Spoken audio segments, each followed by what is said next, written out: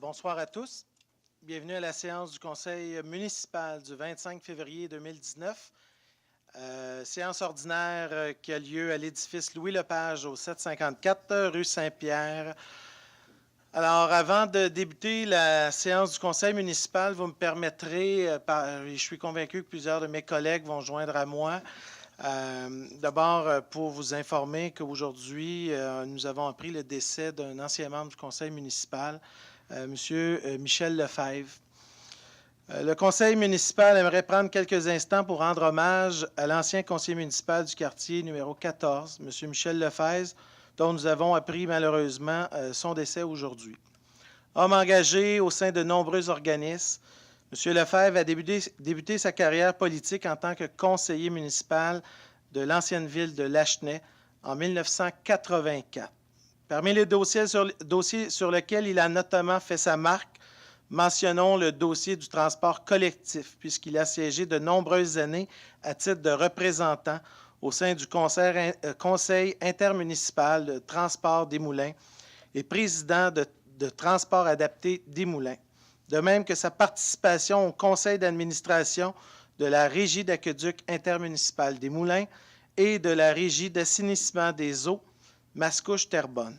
Après 29 ans passés au service de ses concitoyens et 6 mandats comme conseiller municipal, il a quitté ses fonctions en 2013. Il est toutefois demeuré actif au sein de sa communauté puisqu'il a poursuivi son implication au sein des Chevaliers de Colomb de Lachenay, dont il avait d'ailleurs participé à la fondation, de même qu'au sein du Club optimiste de Lachenay. Terrebonne perd un homme qui avait à cœur sa communauté. L'ensemble du conseil municipal aimerait transmettre ses plus sincères condoléances à son épouse, à ses enfants et ses petits-enfants dont il était si fier. Chers amis, je vous inviterai à vous lever pour un moment de recueillement.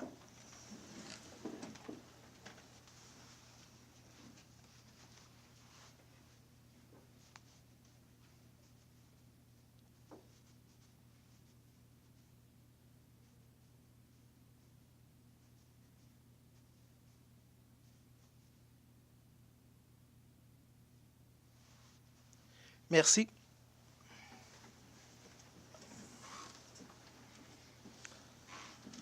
Alors, Monsieur le greffier adjoint, je vous laisse donc déposer les différents documents de l'ordre du jour aujourd'hui. Merci, Monsieur le Président. Alors, dépôt du rapport d'embauche des employés temporaires, dépôt du rapport relatif à l'imposition des mesures administratives et disciplinaires, dépôt des procès-verbaux du comité exécutif des séances tenues les 30 janvier, 6 et 13 février 2019, dépôt de la liste des contrats de plus de 25 000 $ conclus du 1er au 31 janvier 2019 par le comité exécutif, dépôt de la liste de tous les contrats comportant une dépense de plus de 2 000 $ conclus avec un même co-contractant du 1er au 31 janvier 2019 et dont l'ensemble de ces contrats totalise plus de 25 000 $. Dépôt de la liste pour le mois de janvier 2019 des dépenses ou contrats octroyés par un fonctionnaire ou employé de la municipalité en vertu du règlement de délégation de pouvoir. Dépôt de la liste des écritures d'amendements budgétaires pour le mois de décembre 2018 et janvier 2019. Dépôt des certificats confirmant que les règlements numéros 703-1, 716 et 727 sont réputés avoir été approuvés par les personnes habiles à voter. Et dépôt de la lettre intitulée « Lettre mandat spécial » datée du 4 février 2019 et adressée au président de la Société de développement culturel de Terrebonne et précisant les orientations 2019 pour cet organisme. Merci. Alors, pour l'ouverture de la séance du conseil municipal, proposée par Mme Nathalie Ricard, appuyée par M. Éric Fortin. Il n'y a pas de déclaration d'intérêt ce soir par les membres du conseil. Alors, concernant l'adoption de l'ordre du jour, proposé par M. Serge Gagnon, appuyé par M. Danny Saint-Pierre. Adoption du procès-verbal de la séance ordinaire tenue le 4 février dernier 2019. Alors, proposé par Mme Brigitte Villeneuve, appuyé par Mme Nathalie Ricard. Alors, nous arrivons donc à la toute première période des questions. Alors, les citoyens qui sont présents dans la salle, comme vous le savez, je le répète, c'est la période de questions, environ 30 minutes. sur des questions sur des sujets qui ne sont pas à l'ordre du jour. Maximum 2 questions. Vous avez 5 minutes incluant les réponses. Alors, les gens qui souhaiteraient poser des questions, alors je vous invite à vous lever, à vous avancer à l'avant.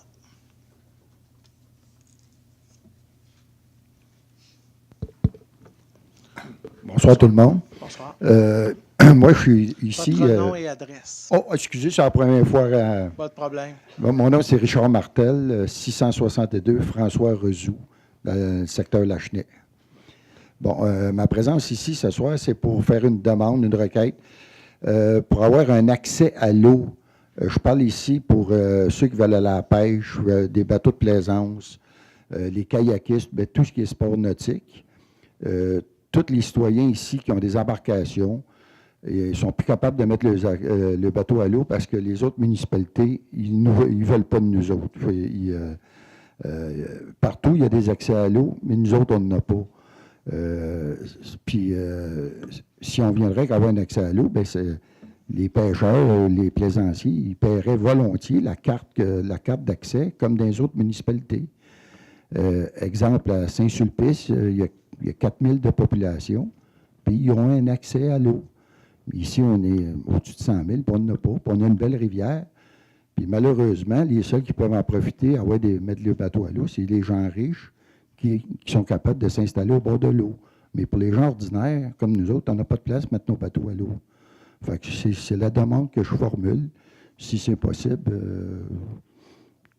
c'est-tu prévu dans vos plans, quelque chose, d'en avoir un accès à l'eau? Merci. Alors, écoutez, monsieur, vous savez, depuis, je n'ai pas envie de dire de nombreuses années, mais plusieurs décennies, il y a des demandes, notamment du côté du secteur Lachenay, parce que vous savez que pour avoir des accès à l'eau, à moins qu'on me dise que techniquement c'est possible, là, dans le Vieux-Terrebonne, ça va être très difficile d'implanter une marina ou un accès.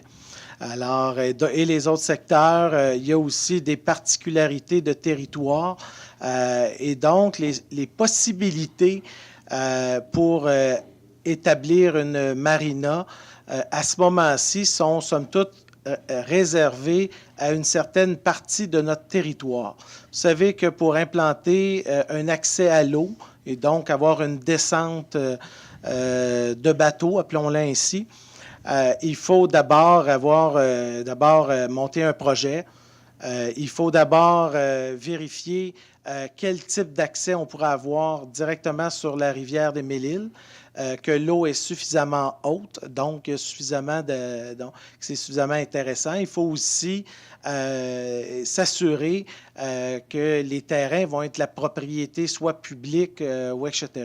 Ce que je peux vous dire, c'est qu'il peut y avoir des possibilités au cours des prochaines années d'avoir des options et le Conseil pourra réfléchir à ce type de projet-là. Moi, ce que je peux vous dire à ce moment-ci, et comme maire, moi, je n'ai pas pris position, mais vous connaissez les défis financiers que la Ville a et auxquels on a hérité. Alors, c'est sûr et certain qu'aujourd'hui, de faire un investissement public dans une marina, pour lequel ce n'est pas nécessairement un grand pourcentage des citoyens de la Ville de Terrebonne qui vont y avoir accès, parce qu'il faut quand même savoir que l'infrastructure serait défrayée par 100% des citoyens. Donc, il faut se poser la question, qui va payer? Est-ce que c'est une infrastructure qui va être publique? Est-ce que c'est une infrastructure qui va être gérée par un organisme à but non lucratif? Ou plutôt, est-ce que ça va être une organisation privée et qui donc va développer ce type de marina où les gens vont pouvoir aller chercher un accès? Je pense qu'il y a une réflexion à mener. Ça fait des décennies qu'on en parle, surtout dans le secteur Lachenay. Mais moi, ce que je veux vous dire aujourd'hui, au plan budgétaire, ce n'est pas priorisé cette année ni l'an prochain. Il y a un travail à faire de ce côté-là. Et moi, je pense qu'il va falloir qu'à la fois les propriétaires actuels de bateaux se mobilisent et se réunissent, peut-être pour se créer une association, et éventuellement se posent la question, qui pourrait mener la barque, sans faire de jeu de mots, sur ce type de dossier-là. Mais il y a une chose qui est claire, c'est que pour la Ville aujourd'hui, de mettre 1 à 2 millions de dollars dans une marina ou créer une descente de bateau, là, ça ne figure pas dans les priorités budgétaires à court terme. Dans les autres municipalités, c'est donné à la gestion de ça est donnée à une entreprise spécialisée là-dedans. Oui, exactement. Comme à la Chine, il y a 480 bateaux, mais il ne faut pas oublier que chaque propriétaire de bateau paye environ 57 à 65 $ le pied pour le mettre à l'eau. Là. Effectivement. Je suis conscient avec vous qu'il y a un plan d'affaires. Vous savez, ça fait 30 ou 40 ans qu'on parle du dossier dans le secteur Lachenay. Là. Jusqu'à maintenant, il n'y a jamais personne qui a fait une étude où on pourrait l'établir. Personne n'a fait un plan d'affaires. Mais il y a une chose qui est sûre, c'est que la Ville, avant de faire des investissements publics, il va falloir avoir un plan d'affaires. Et moi, ma position aujourd'hui, à moins que mes collègues du conseil municipal aient un point de vue qui est différent, je crois que la part publique dans un investissement ne devrait pas être à 100 %, elle devrait être partagée. Quand je dis partagée, c'est soit avec des propriétaires de bateaux qui veulent eux-mêmes ce type d'infrastructure, mais j'ai un malaise aujourd'hui considérant notre situation financière et une panoplie de priorités que nous avons, que la Ville s'endette pour une infrastructure qui va pas nécessairement toucher 10 ou 15 % de la population de Terrebonne aussi. Là. Merci. Votre nom? Mon nom est Jean-Marc Dufault. Je demeure au 723 Ouimet. Ouais. Je suis ici, moi, pour une question de sécurité. Ça fait plus de 30 ans que je demeure au même endroit. Quand je suis arrivé, moi, je suis dans un corridor scolaire. Il déblayait tout de suite quand il y avait une tempête de neige sur un côté de rue. L'autre côté n'était pas priorisé. Au fil des années, ils se sont rendus compte que les enfants marchaient sur le banc de neige de l'autre côté de la rue. Et c'était dangereux parce qu'il y en a qui tombaient dans la rue. Alors, ils ont décidé de déneiger l'autre côté. Je vous inviterais, s'il vous plaît, à la fin du conseil, d'aller faire un tour sur la rue Ouimet. Il y a ça des pets de glace où les enfants débarquent. Le tas de neige qu'il y a là, ils ont laissé ça une fois qu'ils ont passé la souffleuse. L'autre côté de rue, il n'y a pas déblayé du tout. Quand je me suis envenu, j'ai vu la rue Sainte-Marie. J'ai descendu par la rue Sainte-Marie. Puis c'est mieux déblayé que le corridor scolaire. Alors, s'il vous plaît, je vous demanderai, M. le maire, là, quand vous allez terminer votre session, allez faire un tour sur la rue Ouimet. C'est dangereux. À un moment donné, la semaine passée, ou il y a 2 semaines, ils ont passé la charrue, parce qu'on a appelé, ça faisait 3-4 jours que c'était pas ramassé, on a appelé. À chaque fois qu'on appelle, le lendemain, il vient, il n'y a pas de problème. Ils disent, on ne comprend pas si c'est supposé être priorisé, c'est un corridor scolaire. Mais là, la dernière tempête qu'il y a eu, c'est toujours pas ramassé. Ils ont fait la moitié de la rue sur un côté. Là, le lendemain, j'ai passé, il y avait des écoles. Les enfants s'amusaient à sauter du banc de neige dans la rue. Est-ce qu'ils vont attendre qu'il y ait un accident qui se passe? Là, parce que c'est un corridor scolaire. C'est supposé être priorisé.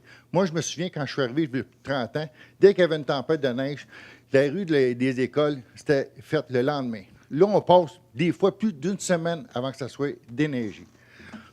Alors, moi, je soumets le problème. Là. Ça serait le fun que ça soit nettoyé comme s'il était avant.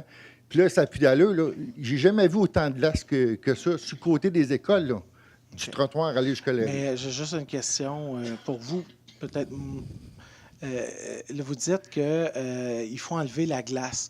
De quelle manière vous croyez que ces amas de glace-là, parce qu'il faut quand même, je pense, donner un peu la particularité. La dernière séance du Conseil, on a beaucoup parlé de l'enjeu du déneigement et tout ça, mais je pense que depuis 3 semaines, on ne va pas faire la nomenclature là, des variations climatiques qu'on a eues en moins de 24 ans, mais je vous pose la question, de quelle manière vous croyez qu'un amas de glace à peu près de 20-25 cm pourrait disparaître comme ça? Là? Je vous pose la question. Si le nettoyage aurait été fait adéquatement, M. le maire, là, il n'y aurait pas eu d'accumulation.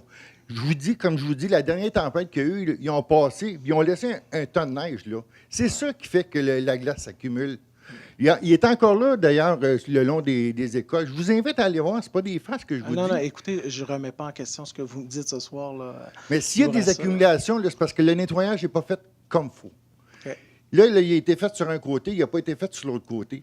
Ça, c'est supposé être priorisé. À chaque fois qu'on appelle pour se plaindre, on nous dit, mon Dieu, on ne comprend pas, c'est supposé être priorisé, ce secteur-là. Le lendemain, c'est fait. Oui, mais est-ce qu'il faut appeler à chaque tempête? On se dit tout le temps, bon, ben, ils vont faire ça à soir, ils vont faire ça à soir. Des fois, on passe une semaine avant qu'ils viennent déneiger, que ce soit sur un bord ou sur l'autre de la rue, là. Ils viennent, des fois, on passe une semaine. Puis là, c'est rendu, c'est un non-sens.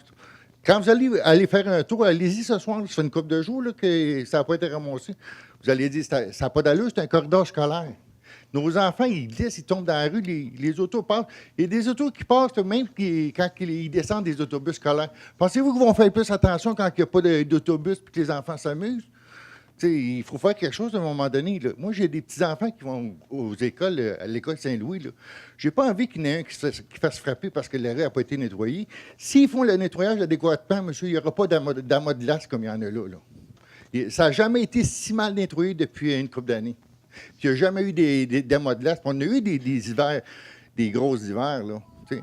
Quand c'est nettoyé comme il faut, asphalte, tout le temps, puis c'est ramassé comme il faut, qu'ils ne laissent pas un amas, là, un amas comme ils ont laissé là. C'est supposé être nettoyé comme il faut, monsieur. Ça ne l'est pas. Très bien, merci. On prend note pour qu'il y ait des vérifications là, sur cette rue-là. Là, je suis convaincu que demain, demain ou après-demain, ça va être nettoyé. Mais si je ne serais pas venu, ça n'aurait pas été nettoyé avant je ne sais pas quand. Il faudrait faire quelque chose à un moment donné. Très bien, merci. Merci.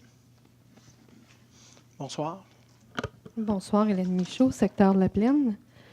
De la dernière séance du Conseil de ville qui a eu lieu le 4 février, M. Saint-Pierre nous faisait un bref compte-rendu de la séance qui a eu lieu le 19 décembre concernant le dossier Baradi. Ouais. J'aimerais savoir, est-ce que ça reflète à 100 % ce qui est écrit dans le rapport ou ce qui a été présenté lors de la séance du 19?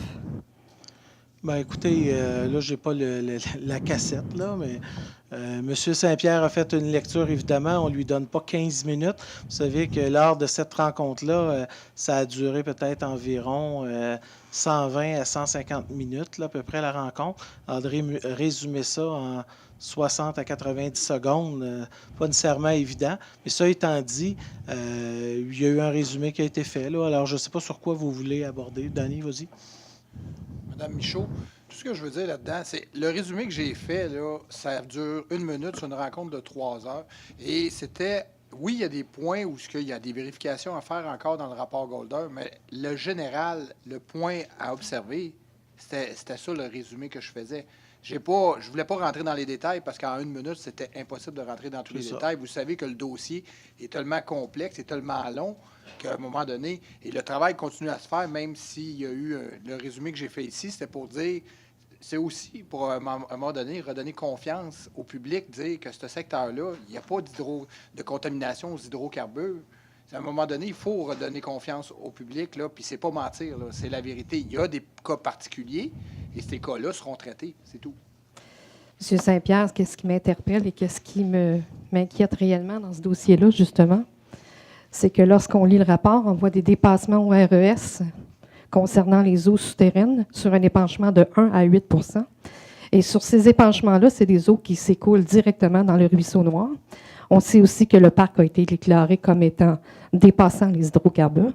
On parle de matières dangereuses ici. On parle d'hydrocarbures à 100 dépassants sur la norme qui est inscrite au ministère de l'Environnement. Et on parle aussi du 1561. On parle de d'autres adresses. On parle quand même de spécificité, comme vous dites, mais il n'en demeure pas moins qu'on ne peut pas dire à 100 % que le site est non contaminé, puisqu'on n'a fait que 18 % de l'évaluation de l'ensemble du territoire, sur un territoire qui est quand même assez important. On s'entend, on part quand même de la place majeure, puis on descend complètement jusqu'au ruisseau noir. Et ce qui m'inquiète aussi là-dedans, c'est que par le passé, quand on a vu ce qui est arrivé avec la firme qui a fait la décontamination, qui aujourd'hui paye 1,9 million à Montréal, je me dis que, mon Dieu, qu'on pourrait avoir de quoi à faire là, parce que, sincèrement, c'est un règlement d'emprunt qui a duré 15 ans ici, qui a été payé par les citoyens de la Plaine. Et présentement, on paye pratiquement le même montant qui a été payé pour faire la décontamination. En termes d'évaluation de phase 1, okay, parce qu'on s'entend que c'est une évaluation qui n'est pas entière, là, okay? On n'a pas une phase 2 qui est répétée sur toutes les adresses. Donc, là où je m'inquiète, c'est pourquoi choisir de ne pas parler de cela, alors que je me souviens très bien, en 2016, Monsieur le maire, vous êtes allé vous-même au micro et dire « On veut connaître la vérité sur ce secteur-là. On veut savoir ce qui s'est passé et c'est la raison pour laquelle on s'est engagé dans le rapport Golder. » Alors aujourd'hui, là où je m'inquiète, c'est pourquoi ne pas dire exactement ce qu'il y en est de rapport qui a été présenté et de dire à la population ce qu'on veut entendre. C'est qu'allons-nous faire et combien ça va coûter tout ça? Parce que, vous savez, des dépassements d'eau souterraine, là, on parle de débris qui contaminent des eaux souterraines. Mais là, on ne parle pas d'enlever les débris encore. Là, les solutions ne sont pas encore apportées, OK? Mais je ne crois pas qu'on va aller vers enlever les débris. J'y crois pas, surtout qu'on veut appliquer la section 4 plutôt d'appliquer la règle d'or, qui est l'article 65, qui a été mis en place pour justement arrêter de déroger à la section 4. Donc, je m'inquiète. En terminant. Oui, je m'inquiète et j'espère que le conseil de ville entend bien, que ça ne m'invite pas à la confiance de voir qu'on ne me dit pas la réalité de ce qui a été présenté le 19 décembre et qu'on ne me dit pas non plus la réalité de ce qui est présenté dans le rapport. Donc, Et vu qu'il me reste 3 secondes, étiez-vous présente le 19 décembre? non, j'ai lu le rapport sur le site Internet. Moi, j'étais présente, puis il y a plusieurs des éléments que vous avez abordés, qui ont été abordés le 19 décembre. Je pense que les réponses qui ont été données à ce moment-là auraient été intéressantes que vous y assistiez.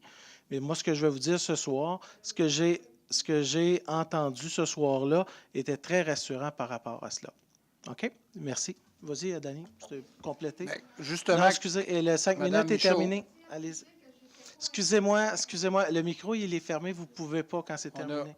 Allez-y, monsieur. juste ajouter sur ce que vous dites, qu'on n'a pas dit des informations, quoi que ce soit. Je tiens à vous rappeler, vous l'avez dit vous-même, que le rapport est public et lors de cette séance-là, le 19 décembre dernier, on a tout fait en œuvre pour que ce rapport-là soit accessible pour les citoyens.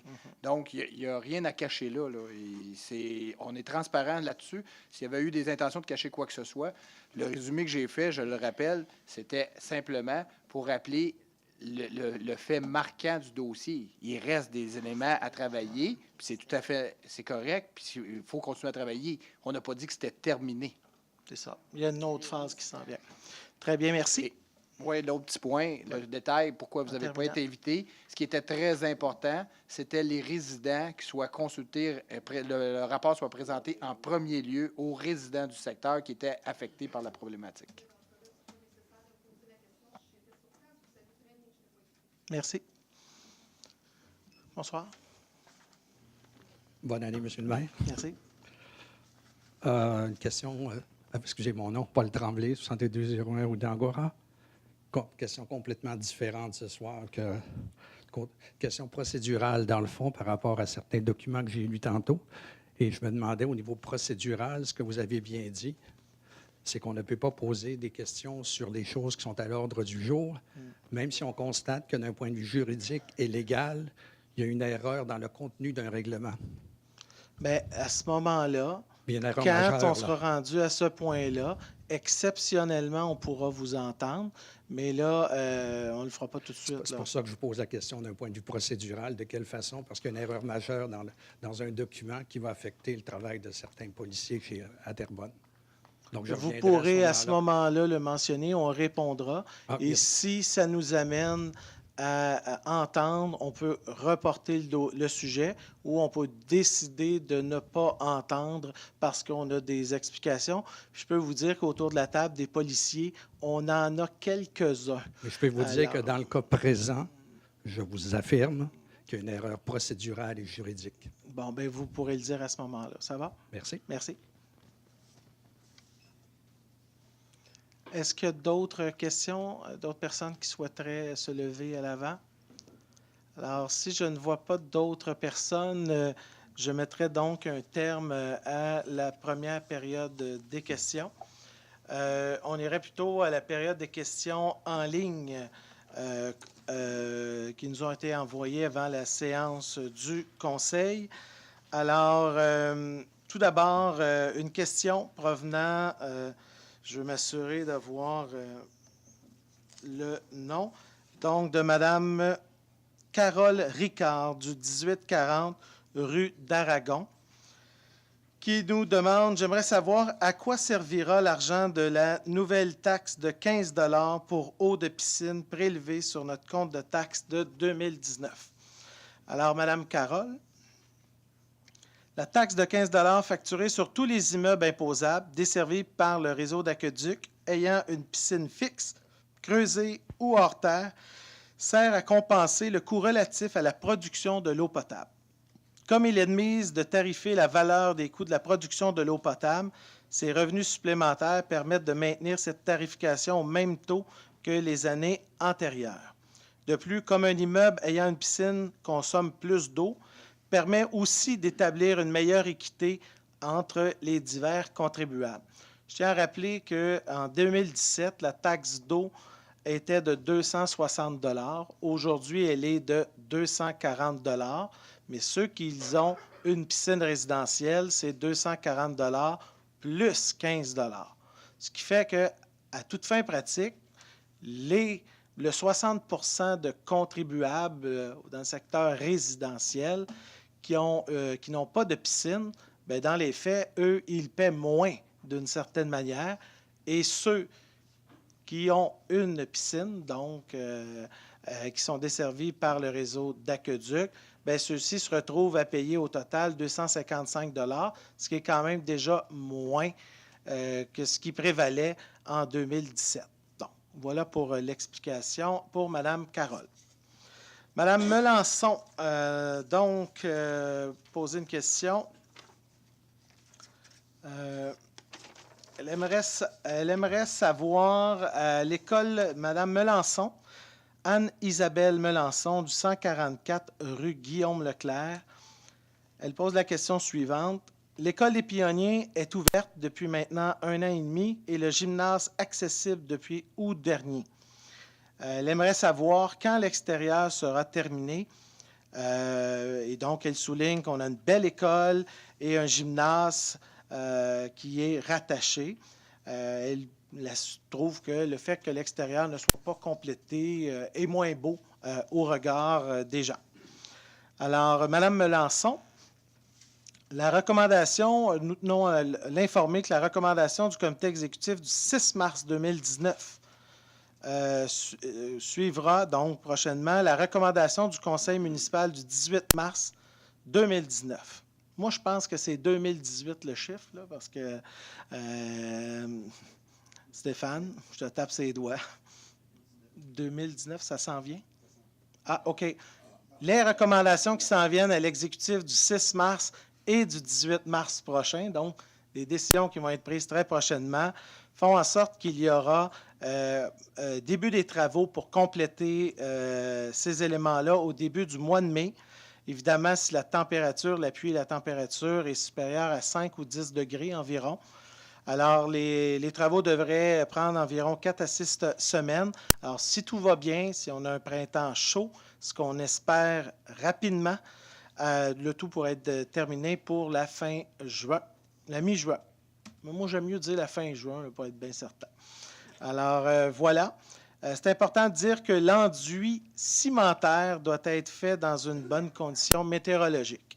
Alors, voilà, Mme Melançon. Prochaine question. Mme Laverdure, Mme Julie Lavertu, qui est résidente de Terrebonne dans le quartier Urbanova.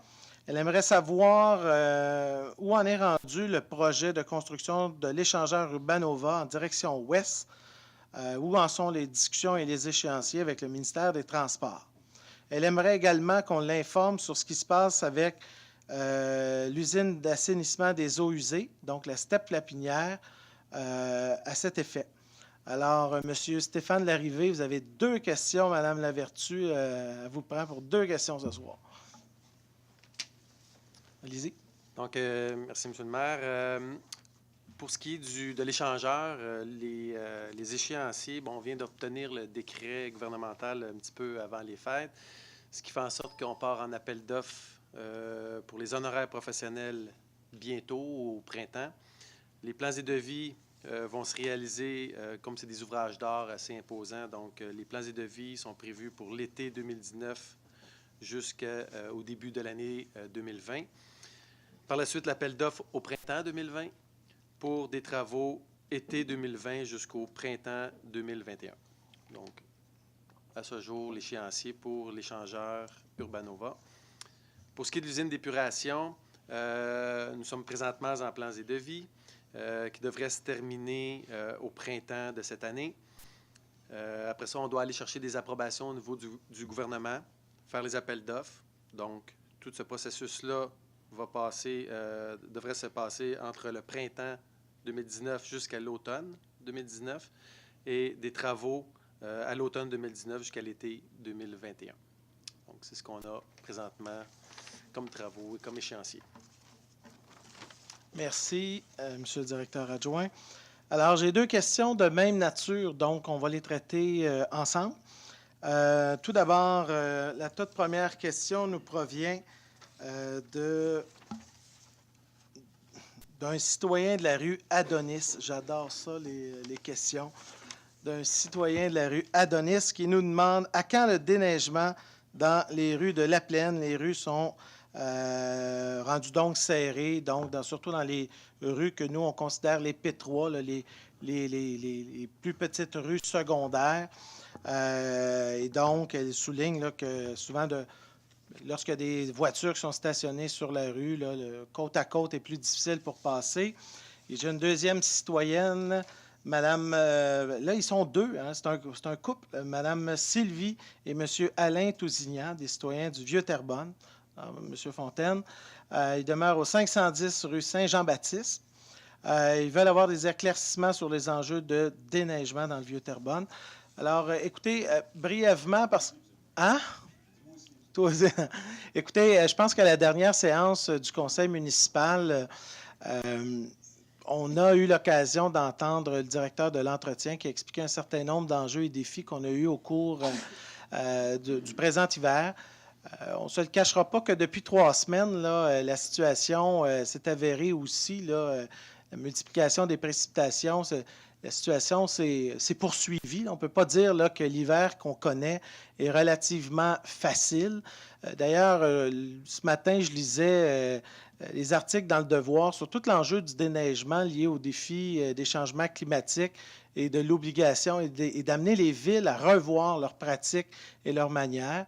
Récemment, l'Union des municipalités du Québec, auquel j'étais présent, a confirmé l'intention de créer un comité dès mars prochain sur l'enjeu du déneigement dans le Montréal métropolitain parce que, comme vous le savez, l'ensemble des villes sont réellement confrontées à un hiver qui est particulièrement capricieux.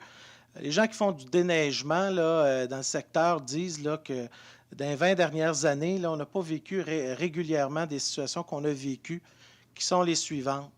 Multiplication de précipitations, court délai entre les événements de précipitation, combiné à des types de précipitations, donc pluie, verglas, neige, et bien entendu, fluctuation de température, donc des variations de température en dedans de 24 heures, où vous avez entre 15 et 20 degrés de différence, là. On l'a vécu une vingtaine de fois là, depuis 2 mois. Alors, des particularités qui compliquent le travail de déneigement. Il n'est pas propre à Terrebonne. Et c'est sûr que nos équipes sont actuellement à l'œuvre et continuent chaque soir.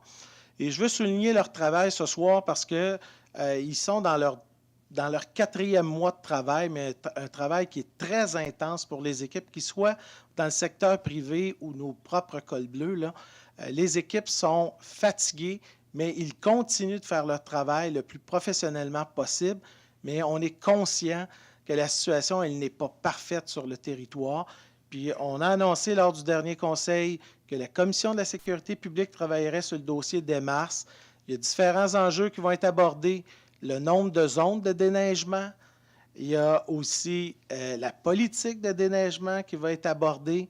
Il y a aussi les devis de déneigement qui vont devoir être vus, donc les devis avec nos sous-contractants. Et finalement, il y a tout l'enjeu de l'organisation du travail. Alors, ces éléments-là ont déjà été soulignés et je les réitère, mais en même temps, là, on vit un hiver qui est très difficile et nos employés sont à l'œuvre pour faire le maximum, le mieux qu'ils le peuvent. Mais je tiens à vous dire qu'on le sait que ce n'est pas parfait, mais en même temps, tout le monde est à l'œuvre pour que ce soit le mieux possible et le plus sécuritaire possible sur les 750 km de rues, sans compter je pense, les 180 km de trottoirs et les pistes cyclables aussi, celles qui sont déneigées à direction des écoles. Alors voilà pour les éléments liés à la question de nos deux interlocuteurs, M. et Mme Tousignan et le citoyen de la rue Adonis. Alors voilà pour la période de questions en ligne ce soir. Alors je vous inviterai donc à retourner à l'ordre du jour de ce soir. Alors les points 5.1. Alors Monsieur le greffier. Merci, Monsieur le Président.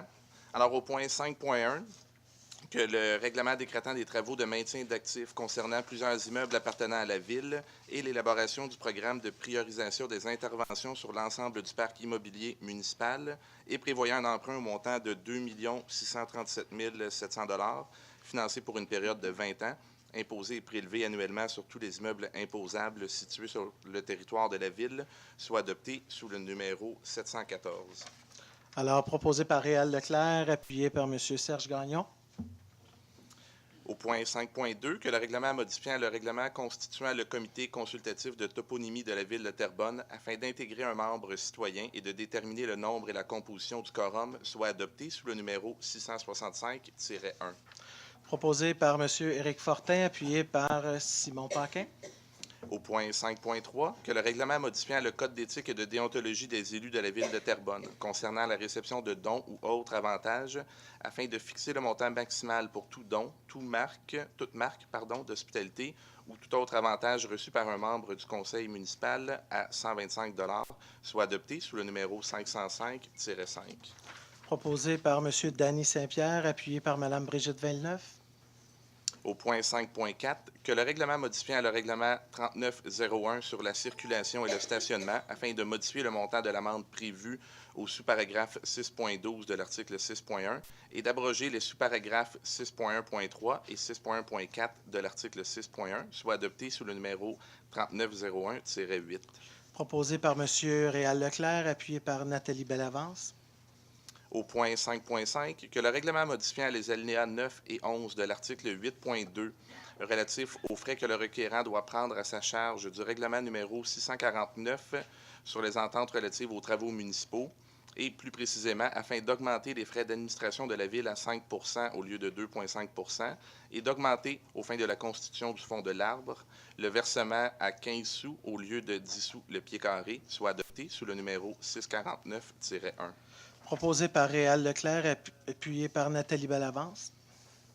Avis de motion est donné et dépôt pour adoption à une prochaine séance ordinaire ou extraordinaire du projet de règlement numéro 3500-7, modifiant le règlement 3500 sur la population animale afin de prévoir la gratuité des licences pour les personnes âgées de 65 ans et plus.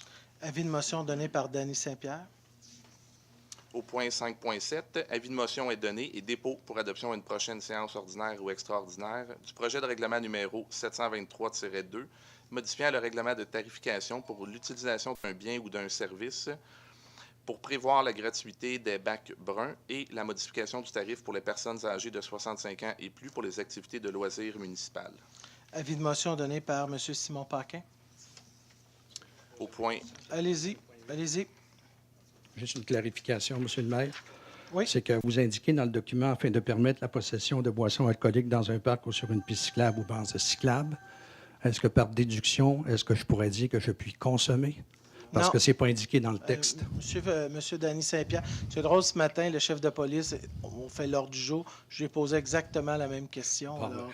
Et M. Saint-Pierre n'était pas présent, mais je suis convaincu qu'il va répondre la même chose. Mais c'est parce que pour empêcher les ambiguïtés, puis pour faciliter le travail de la police de ce côté-là, pour pas qu'il y ait d'argumentation ou de mauvaises discussions, c'était ça ma question. Je vais laisser M. Saint-Pierre l'expliquer.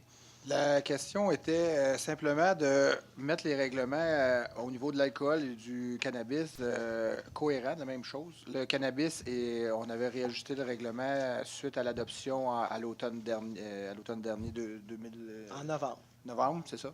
Et l'alcool n'avait pas été ajusté. Et on a décidé de permettre la possession parce que à la commission, on avait beaucoup de malaise avec le fait d'interdire la possession de quelque chose dans un lieu public alors qu'elle est légale au Québec. Je donne l'exemple. Une personne âgée qui s'en va s'acheter son petit 6-pack de bière au coin de la rue en avant de chez eux, mais il se trouve qu'il y a un parc entre lui et le dépanneur, décide de passer au travers du parc parce que c'est le plus court chemin, part avec son 6-pack, revient, il est fatigué, s'assit, prend une cigarette, fume sa cigarette dans le parc, repart avec son 6-pack, il n'a jamais ouvert une bière, jamais ouvert le 6-pack, il revient chez eux, il pourrait avoir un constat d'infraction. Alors, on avait de la difficulté à la Commission de sécurité publique.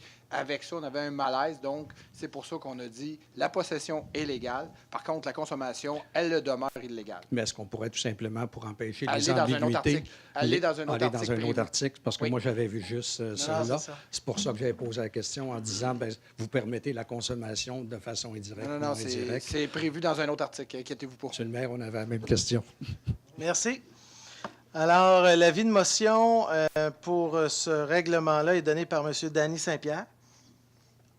Oui, et pour compléter, je crois que je n'ai pas eu Oui. le temps de lire. Si je ne me trompe pas, fait que je peux le compléter comme ça. Alors, Donc, l'avis de motion est donné par Danny Donc, Saint-Pierre. le conseiller Danny Saint-Pierre donne avis de motion et dépose pour adoption à une prochaine séance ordinaire ou extraordinaire du projet de règlement numéro 4001-5, modifiant de nouveau le règlement 4001 sur la paix, l'ordre public et le bien-être général. Et je peux ajouter pour monsieur qu'effectivement, ça, c'est un règlement qui en modifie un autre. Donc, c'est en lisant les deux règlements qu'on peut bien voir le règlement dans l'ensemble. Alors, maintenant, le point 5.9. Merci.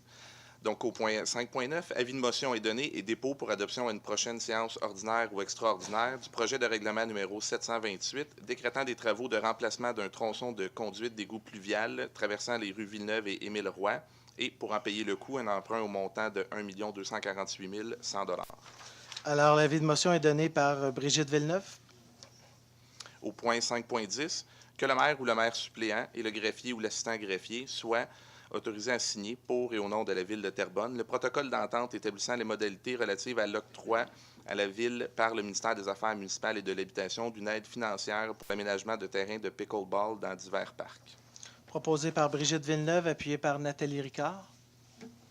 Au point 5.11, attendu que le Conseil, lors de sa séance du 12 février 2018, adoptait une résolution afin de nommer un élu et un substitut, ainsi qu'un fonctionnaire pour siéger sur le comité du plan directeur d'aqueduc de la RAIM. Attendu que suite au départ à la retraite de M. Bouchard et les nouvelles responsabilités de M. Larriville, il y a lieu, à cet égard, de revoir la nomination du fonctionnaire comme indiqué ci-dessous. Pour ces motifs, il est résolu que le Conseil municipal de la Ville de Terrebonne nomme sur le comité du plan directeur d'aqueduc formé par la RAIM le directeur du génie et projets spéciaux et, à titre de substitut, le directeur adjoint du génie et projets spéciaux ou le directeur général adjoint au développement durable. Alors, proposé par Nathalie Ricard, appuyé par Simon Paquin. Au point 5.12, suivant la recommandation du comité de vérification que le conseil municipal nomme à titre d'expert indépendant pour siéger sur le comité de vérification les deux citoyens suivants, soit Mme Jocelyne David et M. François Lalumière. Alors, proposé par Nathalie Ballavance, appuyé par Simon Paquin. Peut-être, Mme Ballavance, juste expliquer, je pense que c'est une nouveauté, l'ajout de deux citoyens externes. Oui, en fait, on a procédé à un appel de service, on peut nommer ça comme ça, de candidature concernant, on voulait ajouter une vision externe par rapport à ce qu'on regardait au niveau de la ville. On voulait avoir, avec des candidats, on s'entendra, là, c'est des gens de formation comptable dans deux différents domaines pour lesquels on a rencontré, on a passé en entrevue, on a posé des questions afférentes. C'est des gens qui demeurent sur le territoire de Terrebonne et qui ont une très bonne connaissance de ce qui se passe au niveau des budgets. Pas nécessairement au niveau des villes, mais ils ont des connaissances externes, une dans le domaine policier et l'autre au niveau des entreprises, de très, très grandes entreprises. Alors, la vision externe donne un bon coup de pouce là, à savoir poser des questions en connaissance de cause. Ce sont des gens qui ne sont pas impliqués dans aucun organisme de la ville, qui sont vraiment externes, et on voulait s'adjoindre avec des gens comme ça. Je pense Voilà. que la bonne nouvelle ce soir, c'est que dorénavant, 2 citoyens externes vont siéger sur un comité de vérification de la ville de Terrebonne. Et donc, l'enjeu du regard sur la situation financière va être aussi fait par des experts, par des citoyens qui ne sont pas issus de l'administration municipale ni du conseil municipal. Alors ça, je pense que c'est une bonne décision et une bonne nouvelle avec l'arrivée au comité de direction de ces 2 personnes. Alors maintenant, en 5.13. Merci. Donc, au point 5.13, attendu que le Conseil juge opportun de demander à l'Assemblée nationale du Québec de modifier le décret de constitution de la ville de Terrebonne afin de prévoir les éléments suivants. Que le Conseil puisse désigner un 5e membre du Conseil au comité exécutif par scrutin secret. Que le maire puisse nommer un membre pour agir à titre de président et un autre membre pour agir comme vice-président du comité exécutif. Afin de requérir la présence des membres du comité exécutif à ces réunions par l'intermédiaire de toute technologie permettant l'identification du membre du comité exécutif, de façon à ce que le maire puisse nommer une personne pour présider les séances du conseil alors qu'il est présent à cette séance, et qu'une convocation à une séance extraordinaire puisse être faite par voie électronique, et que l'avis de convocation donc ça a déjà été dit. Attendu la recommandation du comité exécutif du 20 février 2019, pour ces motifs, il est résolu que le conseil municipal de la ville de Terrebonne demande à l'Assemblée nationale du Québec la modification du décret de constitution de la ville de Terrebonne portant le numéro 736-2001 et de la loi sur les cités et villes par une loi privée. Très bien. Alors, proposé par M. Serge Gagnon, appuyé par Simon Paquin. Ça va? Au point 7.1. Ouais. Désolé. Oui, allez-y. Attendu la résolution du comité exécutif adoptée le 26 mars 2018, acceptant la soumission de la société Bourgard Environnement pour le nettoyage des espaces clos et puits humides dans les stations de pompage pour un contrat d'1 an avec 2 options de renouvellement. Attendu que cette soumission arrive à échéance le 14 mars 2019 et que la ville de Terrebonne est satisfaite de la prestation du fournisseur. Attendu que l'article 20 du cahier des charges spécifique permet de se prévaloir de la clause de prolongation pour une année supplémentaire, et ce pour une somme de 101 446 $, soit la valeur du contrat original, plus l'indice des prix à la consommation pour la région de Montréal. Attendu la recommandation du comité exécutif du 13 février 2019, pour ces motifs, il est résolu que le conseil municipal accepte pour un premier renouvellement d'1 an à compter du 15 mars 2019 la soumission pour le nettoyage des espaces clos et puits humides dans les stations de pompage avec camions aspirateurs de la société Bourgard Environnement au montant de 88 233 taxes en su. Proposé par Nathalie Ricard, appuyé par Simon Paquin. Au point 7.2, attendu la résolution du conseil municipal adoptée le 14 mars 2016, acceptant la soumission de la société Iriglobe Inc. pour l'entretien des jeux d'eau pour un contrat d'1 an avec 4 options de renouvellement. Attendu que cette soumission a été renouvelée pour une première et une deuxième année, est échue depuis le 31 décembre 2018 et que la ville de Terrebonne est satisfaite de la prestation du fournisseur. Attendu que l'article 9 du cahier des charges spécifique permet de se prévaloir de la clause de prolongation pour une 3e année supplémentaire, et ce, pour une somme de 186 290 $, soit la valeur du contrat original, et additionné de l'indice des prix à la consommation pour la région de Montréal. Attendu la recommandation du comité exécutif du 20 février 2019, par ces motifs, il est résolu que le conseil municipal de la ville de Terrebonne accepte pour un 3e renouvellement d'1 an à compter du 1er avril 2019 la soumission pour l'entretien des jeux d'eau avec la société Iriglobe au montant de 162 026 $ taxes en su. Proposé par Brigitte Villeneuve, appuyé par Éric Fortin. Au point 7.3, attendu la résolution du conseil municipal adoptée le 11 avril 2016, acceptant la soumission de la société Frontières Jardin pour l'entretien horticole d'aménagement paysager pour un contrat d'1 an avec 4 options de renouvellement. Attendu que cette soumission a été renouvelée pour une première et une deuxième année et qu'il est échu depuis le 31 octobre 2018, que la ville de Terrebonne est satisfaite de la prestation du fournisseur. Attendu que l'article 5 du cahier des charges spécifique permet de se prévaloir de la clause de prolongation pour une 3e année supplémentaire, et ce pour une somme de 240 198 $, soit la valeur du contrat original plus l'IPC pour la région de Montréal. Attendu la recommandation du comité exécutif du 20 février 2019, par ces motifs, il est résolu que le conseil municipal de la ville de Terrebonne accepte, pour un troisième renouvellement d'1 an à compter du 1er avril 2019, la soumission pour l'entretien horticole d'aménagement paysager de la compagnie Frontière Jardin au montant de 208 913 $, taxant su. Proposé par Nathalie Ricard, appuyé par Simon Paquin. Au point 7.4, attendu que la Ville a procédé à un appel d'offres public pour les services professionnels pour la confection de plans de vie et la surveillance des travaux pour l'aménagement du parc nature de la rue d'Angora.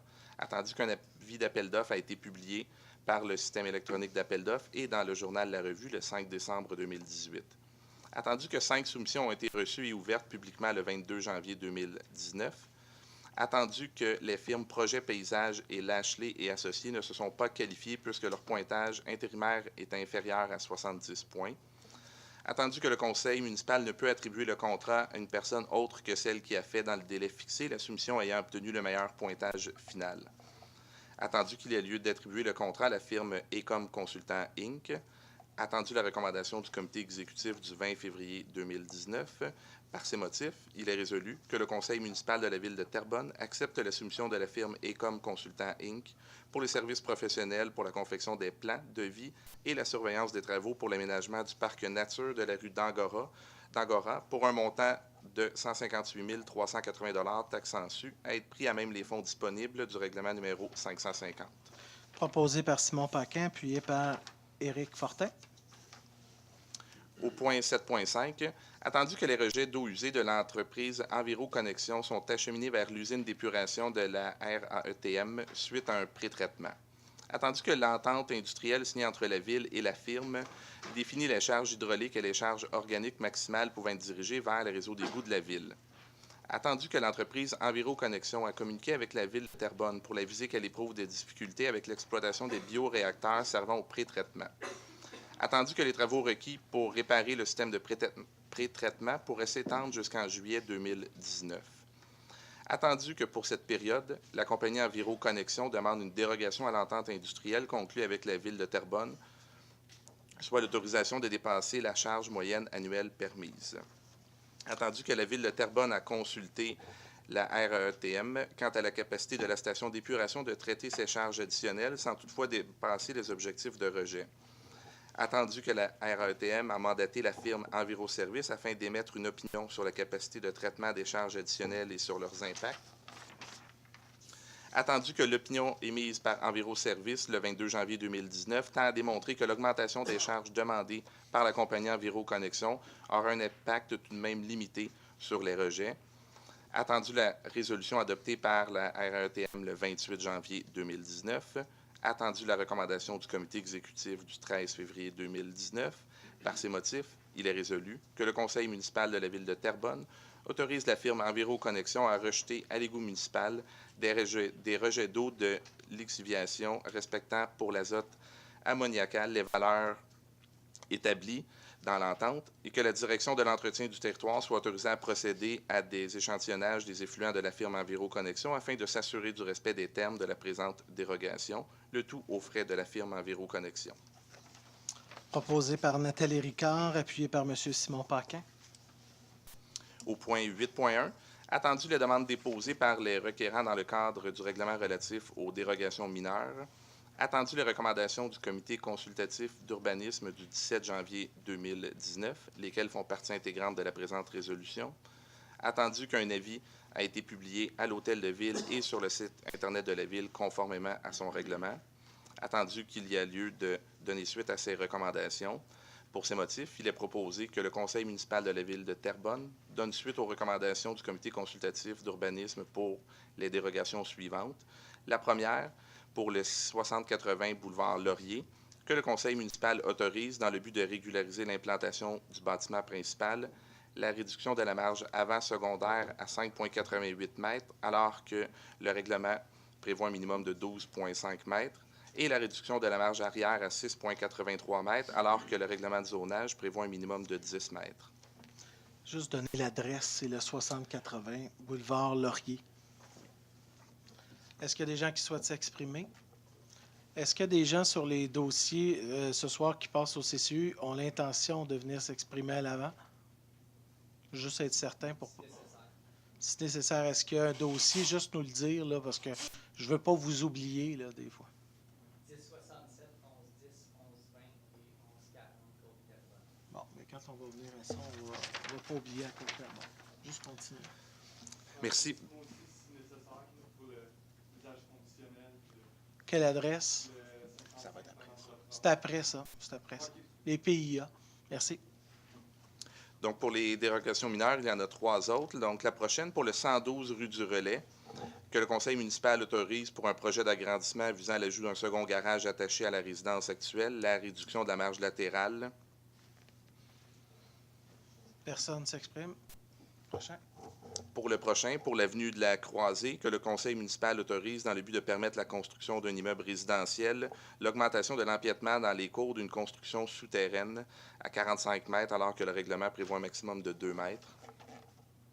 Personne ne s'exprime. Et pour le 3261 rue Picard, que le conseil municipal autorise pour l'agrandissement d'une habitation unifamiliale isolée, pour l'aménagement d'un logement uniplex, une superficie de plancher de 41 %, alors que le règlement prévoit un maximum de 35 %. Personne.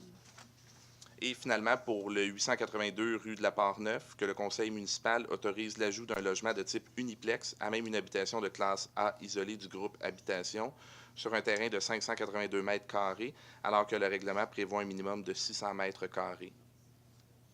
Personne ne souhaite s'exprimer. Alors, M. Réal Leclerc, appuyé de Danny Saint-Pierre, propose l'ensemble de ces éléments.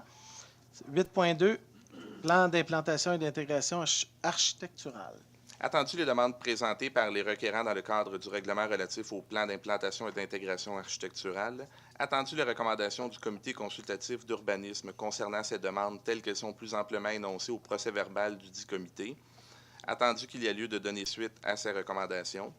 Pour ces motifs, il est résolu que le conseil municipal de la ville de Terrebonne donne suite aux recommandations du comité consultatif d'urbanisme du 17 janvier et du 7 février 2019 et adopte à l'égard de chacune d'elles les recommandations des PIA énumérées au point 1 à 21.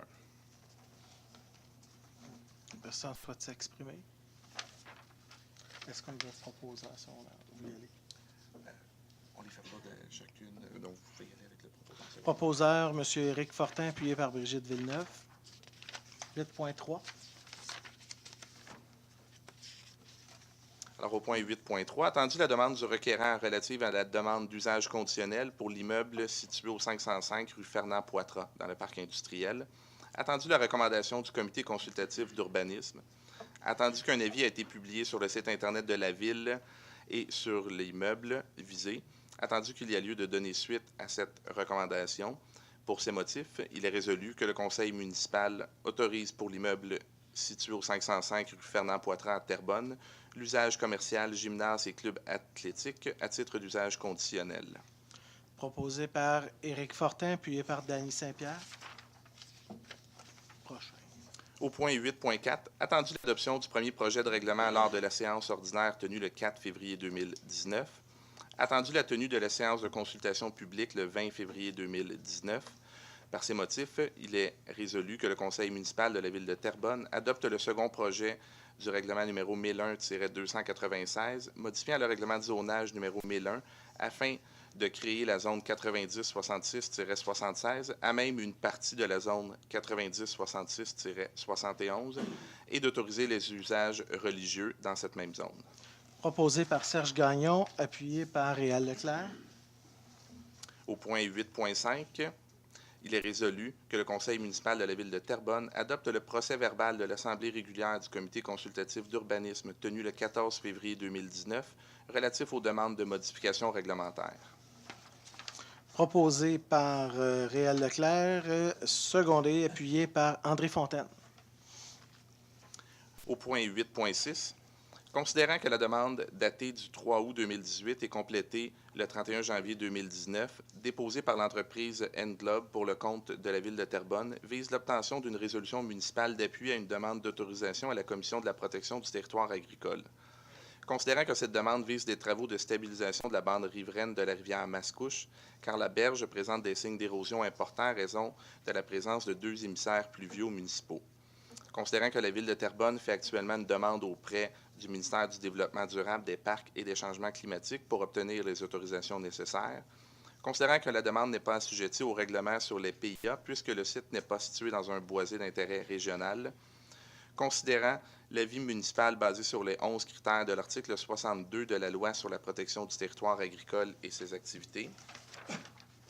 Par ces motifs, il est résolu que le Conseil municipal appuie la demande CPTAQ numéro 2018-00453, soit de permettre la stabilisation de la berge de la rivière Mascouche en bordure des lots 2 122 410, 2 124 267 et 2 922 087 au pourtour des 2 émissaires pluviaux municipaux afin de corriger le phénomène d'érosion et d'instabilité du talus. Proposé par Nathalie Ricard, appuyé par Réal Leclerc.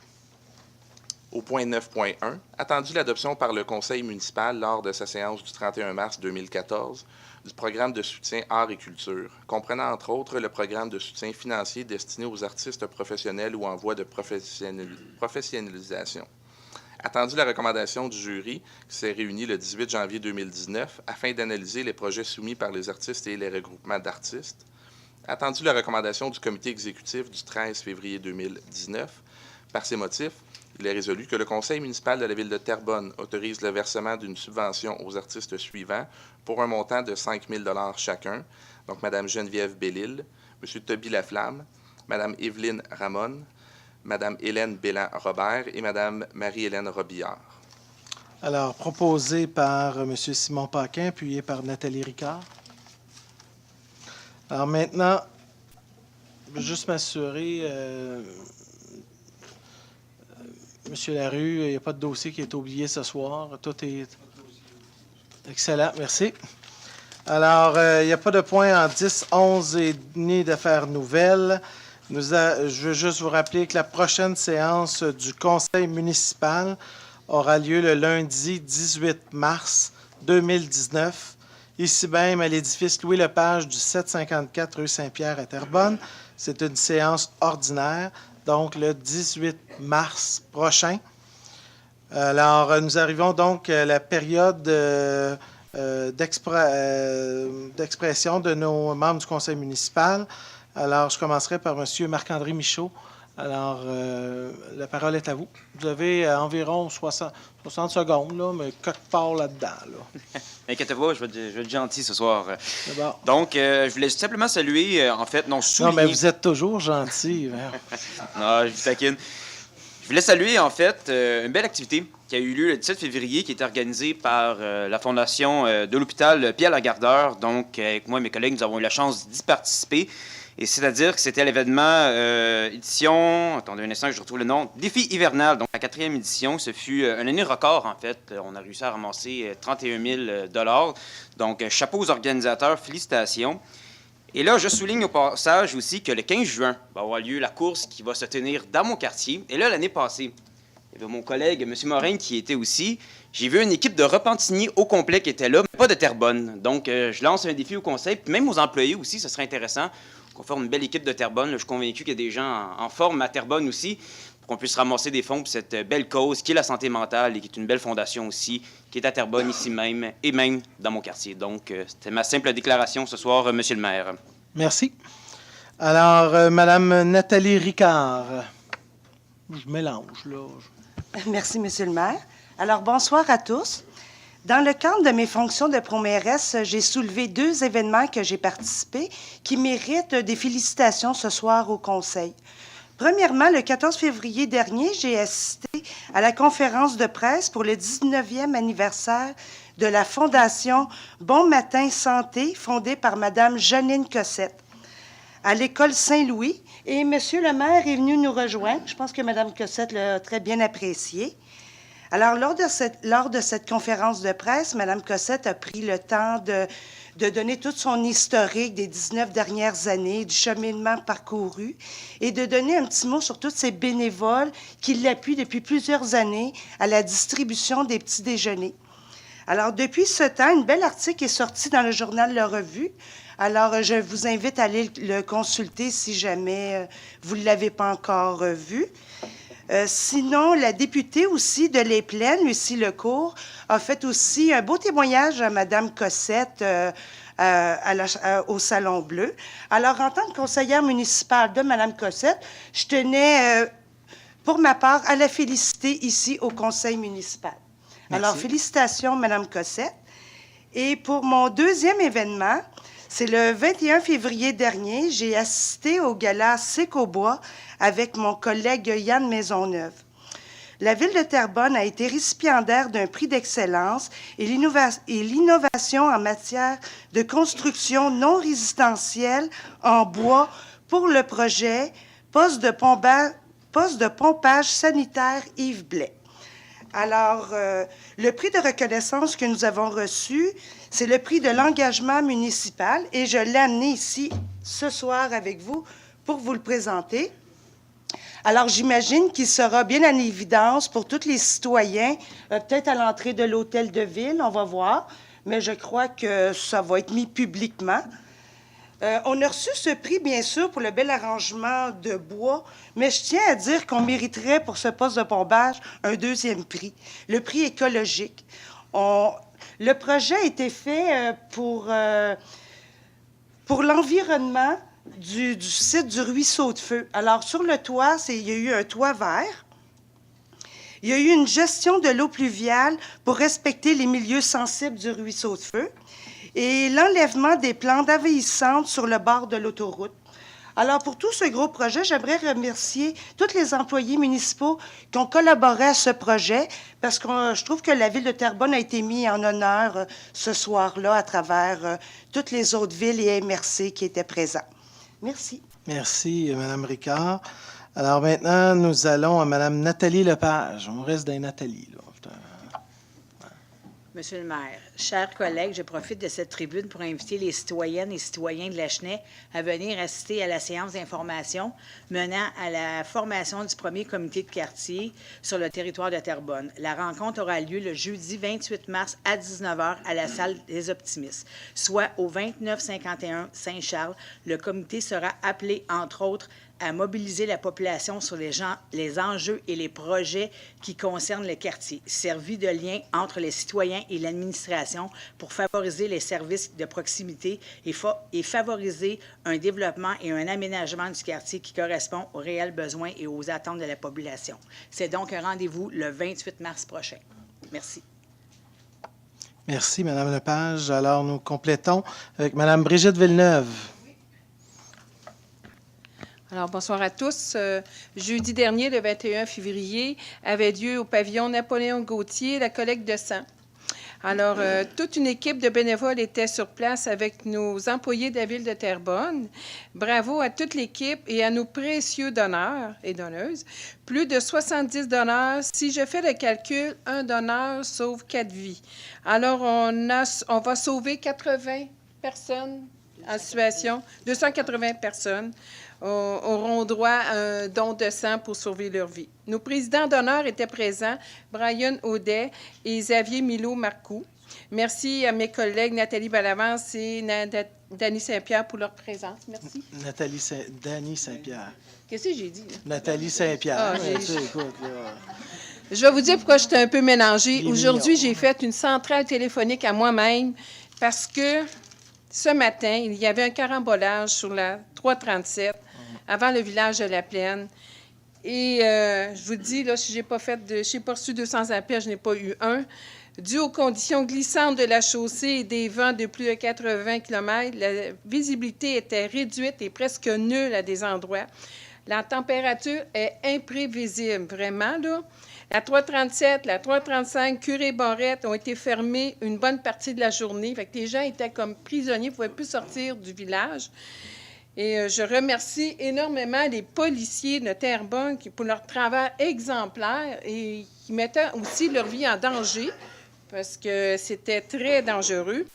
Merci aux citoyens pour leur patience d'ange. Merci à la pizzeria de La Plaine. C'est sérieux, je vous dis, là, parce qu'ils ont hébergé temporairement 75 personnes dans leur restaurant de 11h à 3h. Là. J'ai dit, tu ne peux pas rentrer chez vous, tu es isolé là, tu ne peux pas bouger. Là. Alors, maintenant, les routes sont ouvertes, mais c'était une journée assez spéciale. J'étais un peu perdue, mais excusez-moi. Mais ce soir, tu vas pouvoir retourner à la maison sans problème. problème. Je vais dormir comme un bébé ce soir.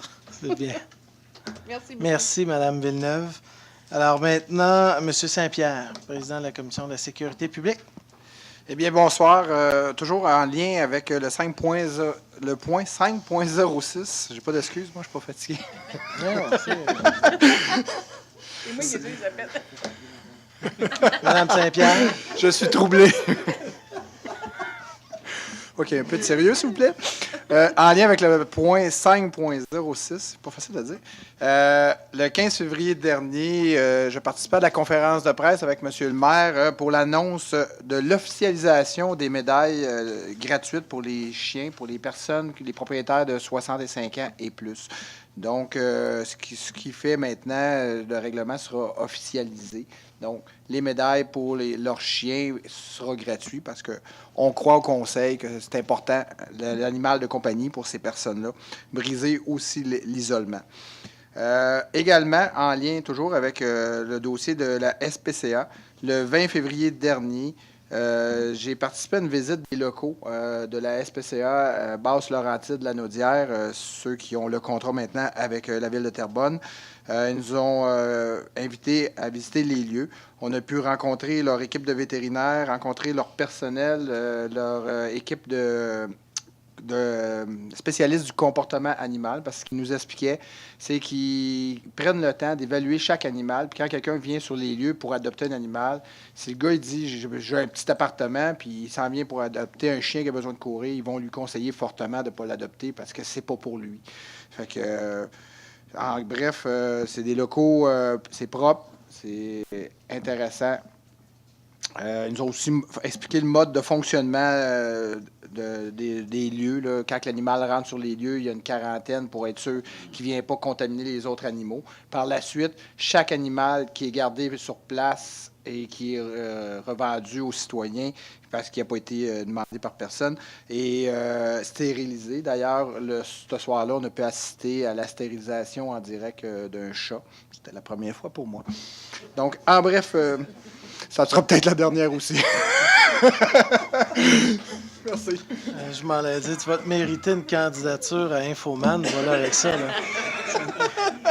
Alors, merci, Monsieur Saint-Pierre. Alors, maintenant, on arrive d'abord à la période de questions des membres du Conseil. Est-ce qu'il y a des membres du Conseil qui avaient des questions? Alors, s'il n'y a pas de questions à ce moment-ci, on passerait à la deuxième période de questions. Je ne réitérerai pas les règles, là, donc 2 questions, 5 minutes, incluant la réponse. Alors, je vais vous inviter donc à vous avancer à l'avant, à vous nommer nom et adresse. Bonsoir, Hélène Michaud, secteur de la Plaine. Le point 7.5 concernant les matières lixiviables avec Enviroconnexion, dites-moi, est-ce qu'il va y avoir une supervision qui va être faite de la part du ministère par rapport au dépassement, si jamais il y en avait? Et est-ce que les grilles vont être rendues publiques? Monsieur Stéphane Larrivé, c'est sûr que ce soir, Marc Léger n'est pas là, qui est notre directeur de l'environnement. Mais je vais laisser Monsieur Larrivé. Là, En fait, c'est pas le ministère de l'Environnement, c'est la Ville qui va faire le suivi. C'est la Ville qui fait le suivi, OK. Si, admettons, il y avait un dépassement, est-ce qu'ils ont déjà prévu un plan d'intervention au cas où? Parce qu'on parle quand même de matières lixiviables. Ouais, donc s'il y a un dépassement au niveau des règles à CMM, oui. Il y a déjà des amendes qui sont prévues dans ce règlement-là. OK. De la CMM. Puis, plan d'intervention, il en fait partie aussi, j'imagine, si jamais ça arrivait, là, qu'il dépasse la norme, autrement dit.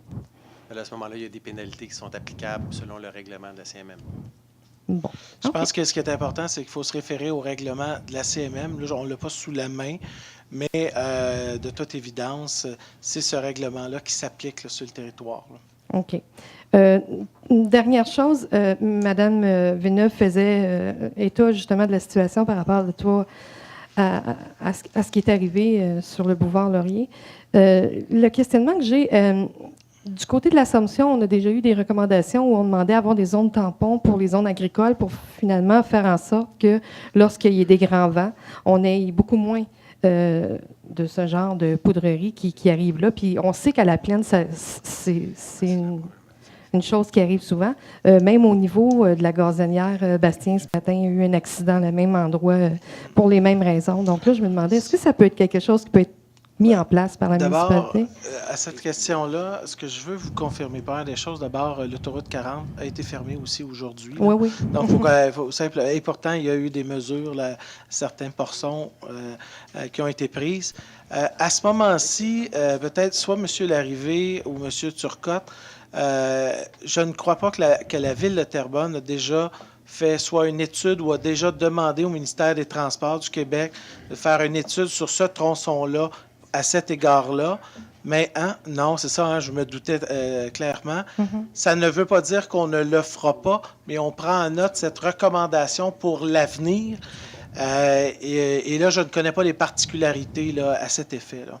C'est sûr qu'il y a eu énormément d'accidents à cet endroit-là. Puis on sait que ça a toujours été dans une période hivernale où est-ce qu'il y avait des grands vents, où est-ce qu'il y avait de la poudrerie. Donc, tu sais, je me dis, à quelque part, si on limitait, tu sais, si on était plus prudent, si on avait quelque chose. Vas-y, Danny. Je veux juste ajouter un petit point là-dessus. On comprend que c'est des secteurs pas faciles. Là. Moi, je le comprends parce que je passe là facilement 3-4 fois par jour.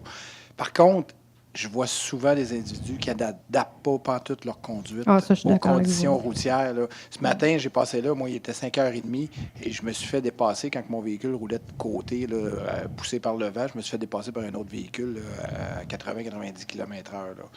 Fait qu'à un moment donné, il faut être capable d'adapter sa conduite. Je pense que le citoyen doit se responsabiliser et adapter aussi On sa devrait conduite. vous donner une batch aussi de la police de Terrebonne. Vous pourriez peut-être donner des contraventions en même temps. Non. Madame Villeneuve. C'est vraiment un gros problème, la vitesse. Ouais. Le petit bois, là, à 90, là, c'est... Si je roule là, 90 juste, là, je me fais klaxonner, je me fais dépasser pour un auto. Il manque d'avoir un face-à-face. J'en reviens pas. Là. C'est vraiment hyper dangereux. On a commencé à faire des représentations à 337, c'est pas à nous, Alors, on a commencé à faire des recommandations à Mme Legault.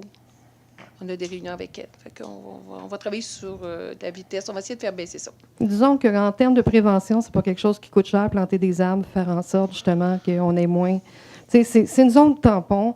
Et puis, de toute façon, je pense que les agriculteurs sont même prêts à s'investir là-dedans. C'est pas quelque chose qui... Je pense qu'à quelque part, on pourrait faire quelque chose à ce niveau-là. C'est une option à regarder, effectivement. Mais aussi, adapter sa conduite selon la saison, c'est aussi une bonne idée dans les circonstances. Je fais du covoiturage, moi, oui. Mais c'est surtout dans une optique que ce matin, ça reste que ce n'était pas une température qui était idéale. On vit beaucoup de variations climatiques, donc chaud-froid dans une même journée. Je pense que c'est important aussi que les gens comprennent que l'hiver, c'est pas l'été non plus. Donc, on doit adapter aussi notre conduite, que ce soit dans les quartiers résidentiels et autres. Merci. Bonsoir. Bonsoir. Michael, 975, Marie-Guérin-Lajoie.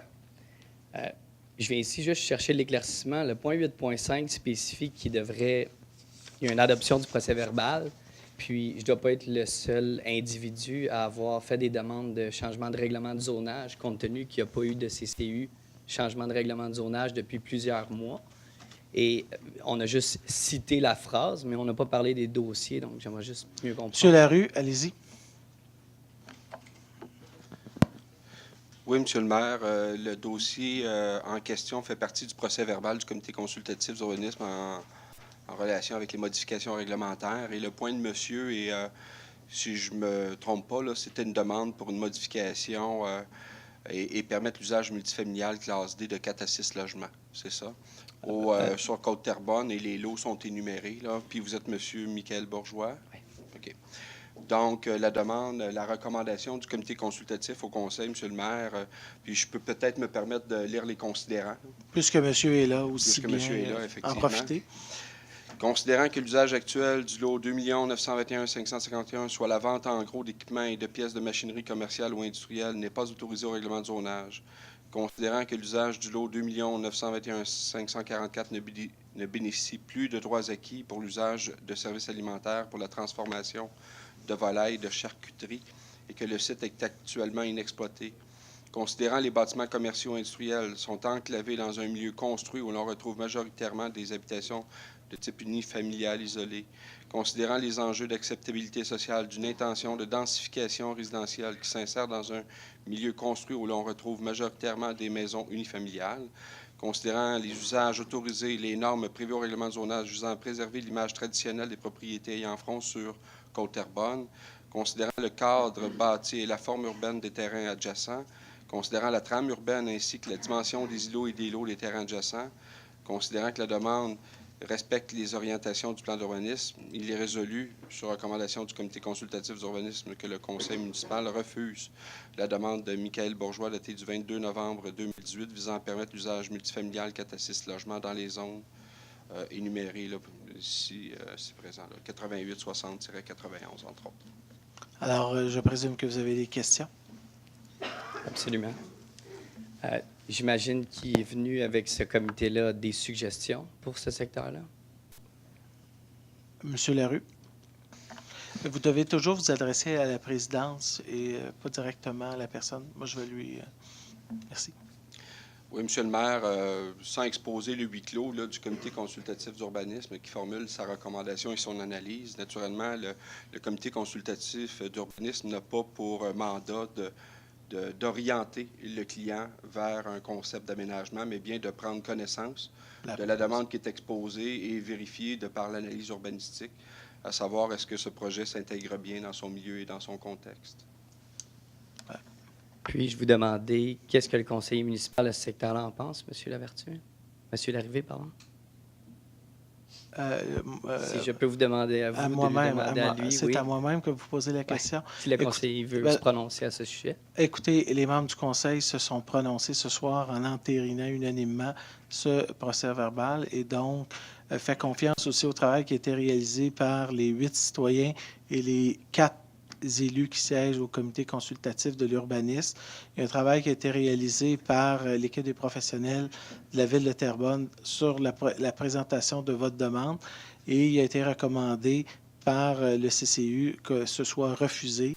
Les membres du conseil municipal ce soir ont été saisis du même dossier et ont choisi aussi d'appuyer cette proposition-là. Donc, si je comprends bien, votre demande, si vous comprenez bien, c'est que votre demande a été refusée, ça. Cette première demande a été rejetée. Oui, exactement. Donc, je pense que c'est important de bien valoriser sa ville et chacun des secteurs. Oui. Depuis 12 ans, j'œuvre dans le domaine de l'entrepreneuriat. J'ai participé à plus de 300 unités dans le secteur. Et actuellement, je m'attaque beaucoup au secteur Urbanova. Puis quand je dis je m'attaque, je le fais dans une façon de valoriser. Donc, premièrement, actuellement, on a 2 bâtiments commerciaux sur une voie où il n'y a que des résidences, dont certaines de prestige actuellement. Donc, on voit une belle valorisation du secteur. Et à cet endroit-là, il y a une usine abandonnée sur laquelle, peu importe les projets qui ont été présentés ou qui ont été tentés de faire, ont été refusés pour la seule et unique raison qu'il est impossible de réaliser un projet si financièrement ce n'est pas viable. Alors, mon travail est de faire le pont entre une viabilité financière et d'amener un secteur homogène. On comprend votre point de vue parce que vous représentez, donc vous souhaitez développer ce territoire, donc on comprend. Exactement. Donc ça, c'est une chose. Monsieur Larue, est-ce qu'il y a des éléments ajoutés par rapport à ce dossier-là? Monsieur le maire, je ne vois pas qu'est-ce que je pourrais ajouter à la recommandation du comité consultatif d'urbanisme auprès du conseil. Exactement. Outre le fait que dans l'analyse, les exposés, les considérants sont bien présentés, sont très clairs. L'orientation d'aménagement sur Côte-Terrebonne est de type unifamilial isolé. Il y a actuellement un usage qui est autorisé. Les bâtiments, oui, sont en droits acquis. Mais ça ne veut pas dire pour autant que pour, naturellement, arriver à une rentabilité en matière de développement qu'il faut nécessairement densifier un secteur de type unifamilial isolé. Exactement. Monsieur, les minutes, il y a une chose qui est certaine pour ce soir. Vous pouvez plaider, on peut plaider très longtemps, mais la décision, elle a déjà été prise. Il y a eu un refus du comité consultatif de l'urbanisme Et ce soir, les gens ne vont pas renverser leur décision. Maintenant, je pense que M. Larue a vos coordonnées, pourra voir les éléments, mais la résolution qui a été lue en sa totalité pourra vous être remis. Mais elle est somme toute très claire à cet effet. Et je comprends votre déception puisque vous êtes le promoteur d'une certaine manière. En même temps, nous, on a des règles, on émet un certain nombre d'éléments dans ce secteur-là. Alors, la décision a été prise là, pas seulement par des élus de toutes parts, mais aussi par des citoyens qui ont analysé le dossier, mais aussi par des fonctionnaires, donc des professionnels. Et nous n'y avons pas vu personne l'appuyer jusqu'à maintenant. Donc, non, je sais, non, je n'ai pas dit ça non plus, là.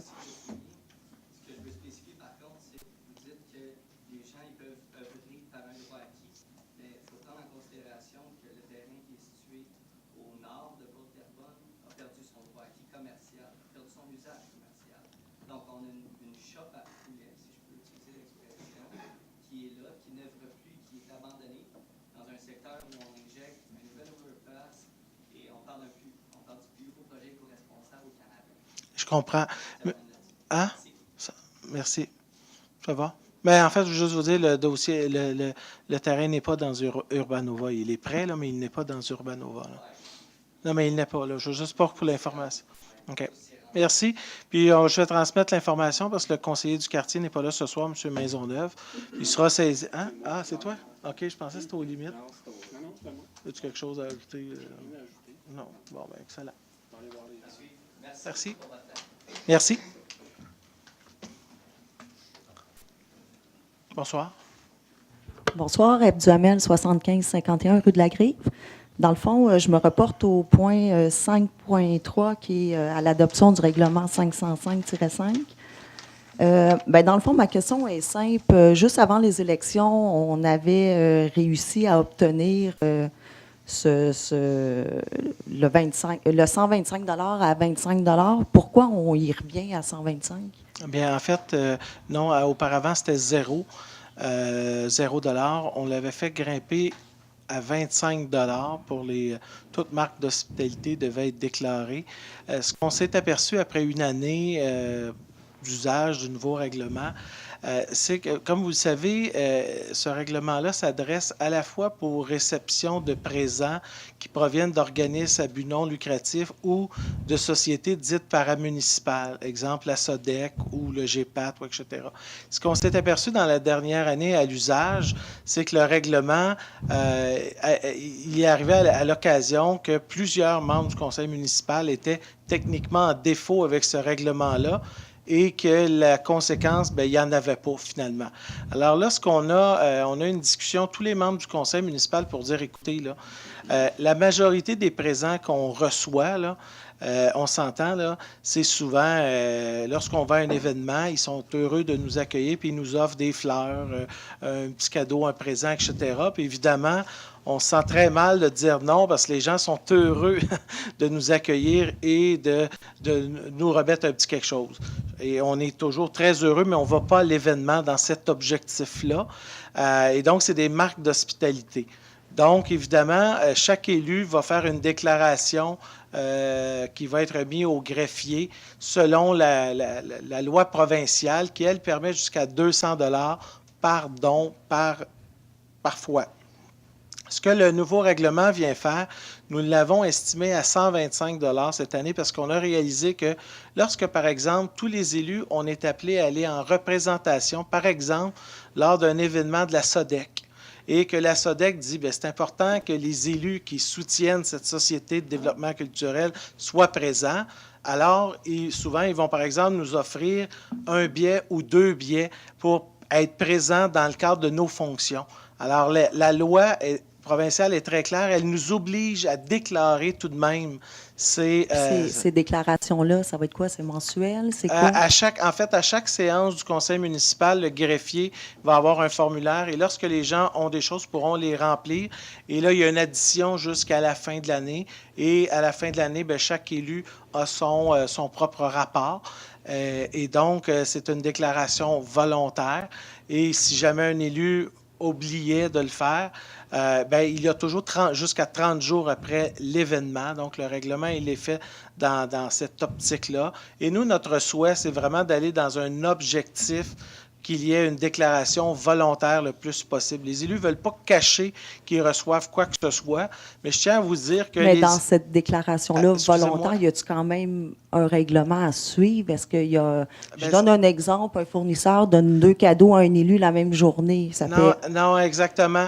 Première des choses, là, chaque élu a sa propre conscience. Ça, c'est la première affaire, parce que même entreprise, mettons, qui a des intérêts avec la ville, donne 8 fois un cadeau au même élu, à quelque part, l'élu va se retrouver à déclarer 8 fois de la même personne, de la même entreprise, etc. C'est de cette façon-là que c'est... Ce qui risque de susciter des questions d'une certaine manière. Moi, ce que je tiens à vous dire, là, pour l'ensemble des élus, là, les présents que nous recevons proviennent jamais d'entreprises privées, là, et on ne veut pas en obtenir et on dit tous non. Il n'y a personne ici qui va perdre sa crédibilité pour une bouteille de vin ou pour quoi que ce soit, là. On veut tous préserver notre nom puis notre crédibilité.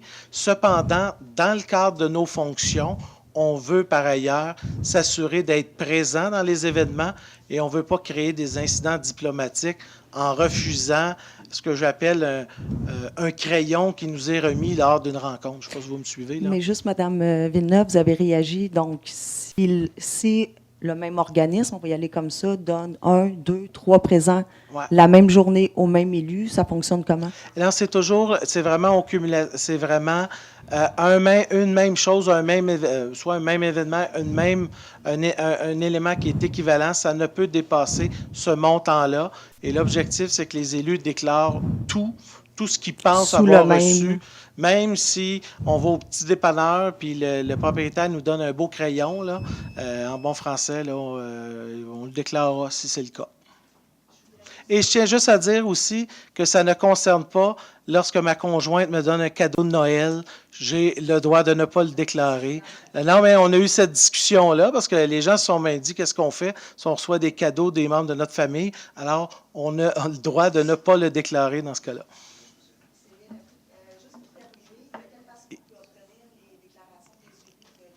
Je vais vérifier avec le greffier, mais je crois qu'elles sont cumulées pour l'ensemble de l'année. Je ne sais pas si elles sont publiques ou s'il faut faire une demande à cet effet-là. Allez-y. C'est possible de les obtenir avec une demande d'accès à l'information. Et moi, je voulais vous dire, dans la dernière année, j'ai déclaré des réglisses. J'ai reçu un gâteau rose que j'ai déclaré. Alors, tout le monde, on déclare du sucre à la crème. J'ai eu du sucre à la crème dans la dernière année. Alors, je l'ai tout mangé, puis je l'ai déclaré. Bonsoir. Bonsoir tout le monde. Est-ce que c'est sur le même dossier précédemment abordé? Avec M. Michael Bourgeois. Écoutez, vous savez qu'on ne peut pas revenir à 2 reprises plaider sur le même... En tant que lobbyiste, c'est ma première. On va fêter ça ce soir. Êtes-vous inscrit au registre des lobbyistes? Oui, monsieur. Parfait. Et même c'était suite à une... Écoutez, monsieur, je suis désolé, mais à moins que M. le greffier me dise le contraire, les séances, la période de questions pour les citoyens ne sont pas adressées aux lobbyistes. Je suis désolé. Si vous souhaitez si vous souhaitez rencontrer des élus à titre de lobbyiste, vous pouvez convoquer une rencontre et vous afficher et avoir une réunion à cet égard, mais les séances du conseil municipal ne peuvent pas être utilisées par un lobbyiste pour venir faire ses représentations publiquement. Et en tant que citoyen, est-ce que je peux poser une question ou pas? Je vous écoute. Allez-y. En rapport avec la demande de monsieur tantôt, j'ai... dites votre nom et votre adresse. D'accord, Daniel Chartier, 522 Audiana. Parfait, on vous écoute. Alors, dans la question, elle est dans ce que M. Larue a dit tantôt, vous avez mentionné pour 4 ou 6 plex et la demande que nous, on avait faite, c'était du unifamilial, un peu comme ce qu'il y a de l'autre côté, dans Urbanova, des semi-détachés ou des townhouses ou des maisons de ville. Et je veux juste être vérifié si c'est bien ce que M. Bourgeois a demandé ou si ça a été vu comme étant une demande de 4 plex, 6 plex, parce que c'est pas... Allez-y, M. Larue. Oui, M. le maire, au sens de notre réglementation d'urbanisme, les 4 à 6 logements incluent la notion d'habitation de ville, là, des maisons contiguës qu'on appelle unifamiliales. Exact. OK. Et si c'est des maisons de ville jumelées et qu'on en met, mettons... Et c'est le même règlement. Ils sont sur le même règlement. Qu'ils soient jumelés ou séparés, c'est le même règlement. Là. Si vous me permettez, M. le maire, le plan indiquait clairement que c'était des habitations de type contigu. Donc, Ouais. on savait ce que M. disait dans OK. l'analyse. Ouais. Étant donné, je ne sais pas si le comité peut se pencher là-dessus ou le CCU. On a déjà eu des conversations avec M. Gagnon, avec M. Leclerc. J'en ai même parlé avec une personne qui a demeuré non loin de cet endroit-là. Et je me pose la question, les deux shops, on va appeler ça des shops parce que c'en est deux, une qui est désuète, qui a pu habiter. Est-ce qu'il y a quelque chose autre qu'une ou deux maisons unifamiliales qui peuvent être bâties sur un terrain de 100 000 pieds carrés qui est sur le bord de la rivière et l'autre qui est dos au parc, qui fait partie d'Urbanova, que la Ville a mis des milliers de dollars là-dedans? Parce que là, c'est deux shops affreuses. Puis moi, je pense que ça mériterait qu'on puisse faire quelque chose d'autre. On aimerait ça avoir une suggestion vu que on ne sait pas ce que la Ville peut nous permettre. Mais écoutez, nous, on ne peut pas vous dire ce que. On peut vous en présenter des requêtes. Mais... Exactement. Monsieur Larue, écoutez, honnêtement. Monsieur le maire, j'aimerais beaucoup élaborer une vision là, ce soir. Bon, sur le coin d'une table. J'ai souvent mais... beaucoup d'imagination, là, ça c'est certain. Mais pas ce soir. Pas ce soir. Peut-être que monsieur pourrait venir nous rencontrer et échanger, mais ça. en relation avec ce que le comité consultatif a fait comme recommandation au conseil, nous, on est en mesure d'être orientés à ce moment-là pour informer le client. Très bien. Merci. Il me reste juste deux questions. Mais non, vous avez déjà posé deux questions. Parfait. Alors, ben, merci beaucoup. Merci. Merci.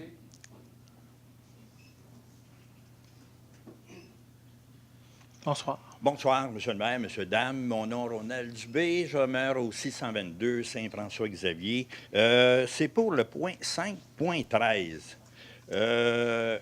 Lorsqu'on dit modification du décret de constitution de la Ville, ça veut dire la charte. C'est la charte de la Ville, c'est bien ça. Ouais. Écoutez, on a fait la nomenclature tantôt. Ça passe très vite. Y a-t-il moyen d'avoir le texte complet? Oui, bien, il va être public. Je vais juste vous dire, ce soir, là, c'est une demande. Il va y avoir un projet de loi qui va être déposé à l'Assemblée nationale, qui va aller en commission parlementaire, qui va être parrainé par un député. Dans ce cas-ci, une députée. Et donc, ce n'est pas l'adoption ce soir. Mais je vous dis brièvement les éléments importants, parce qu'il y a quelques ajustements qui ont été faits, là, plus d'ordre de mise à jour de la charte là, suite à celle qui a été adoptée lors de la fusion en 2001. Mais la première, c'est que ce qui est proposé, c'est que dorénavant, il y aura un président du comité exécutif qui ne sera plus le maire. Et donc, il sera choisi par le maire, mais ce ne sera plus le maire. Mais le maire va continuer de siéger à l'exécutif, comme c'est le cas, par exemple, à la Ville de Montréal et Québec, où le maire n'est pas le président du comité exécutif. Pour vous donner un exemple.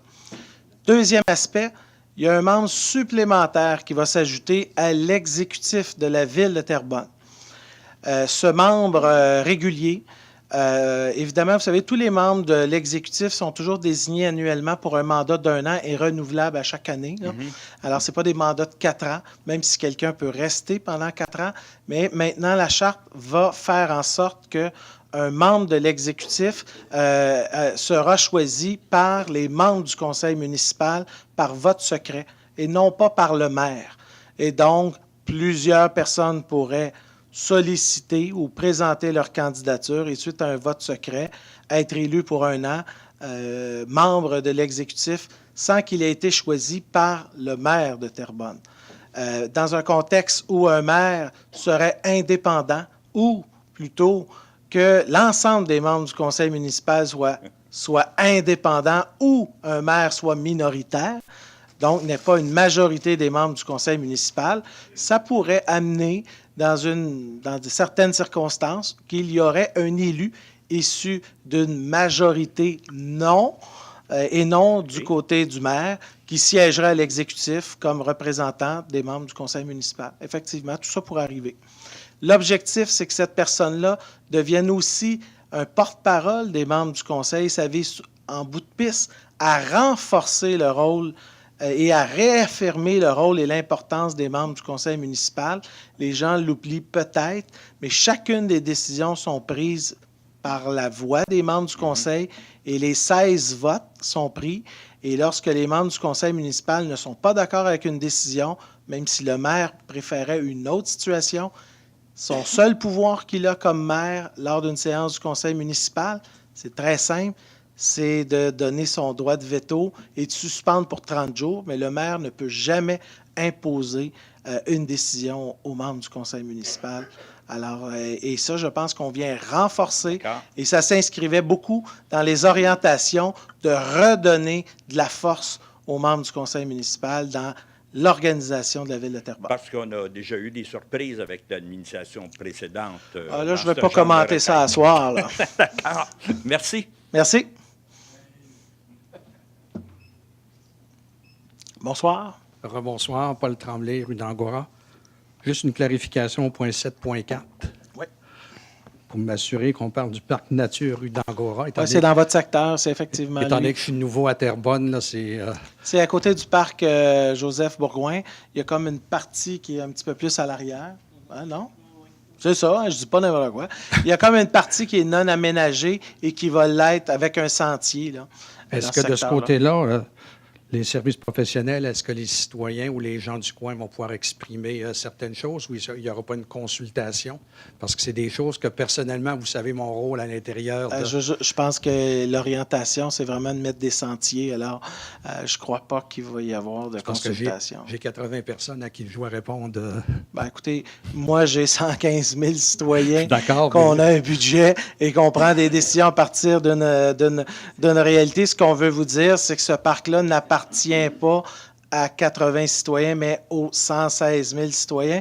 En fait, c'est l'aménagement de sentiers dans la partie qui est boisée actuellement. Juste pour une petite clarification, je ne demandais pas une participation. Non, je voulais juste savoir qu'est-ce que je dois leur dire, si ce n'est pas recevable. Vous pouvez leur dire que c'est pas recevable leur demande. L'orientation qui avait déjà été donnée depuis très longtemps là, de ce parc-là, dans le cadre du projet, c'est l'aménagement de sentiers pédestres dans les boisés qui est adjacent au parc, qui, lui, est aménagé avec, je pense, une patinoire, jeu d'eau, etc. Là. Parfait. Est-ce qu'au niveau des questions, on peut poser une question sous forme de remerciement de certaines choses que le Conseil a faites? Les remerciements, vous avez le droit d'en dire 50 tant que vous ne dépassez pas le 3 minutes 15. Mais des fois, je peux laisser un 15 secondes de plus pour un remerciement supplémentaire. Bien, je vais remercier le conseil municipal pour des gens de mon âge, des gens de 65 ans et plus, dans lequel je me suis aperçu que vous avez modifié un certain nombre de choses qui rendent des accessibilités à certains endroits et à certains services.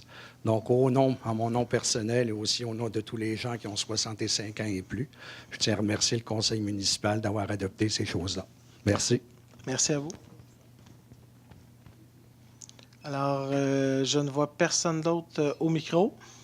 Alors, s'il n'y a pas de questions supplémentaires, alors, M. Robert Brisebois, vous allez lever l'Assemblée, accompagné de Nathalie Bellavance. Alors, bonne soirée. Prochain rendez-vous, lundi 18 mars, ici même, à la salle du Conseil de Terrebonne. Merci. Bonne soirée.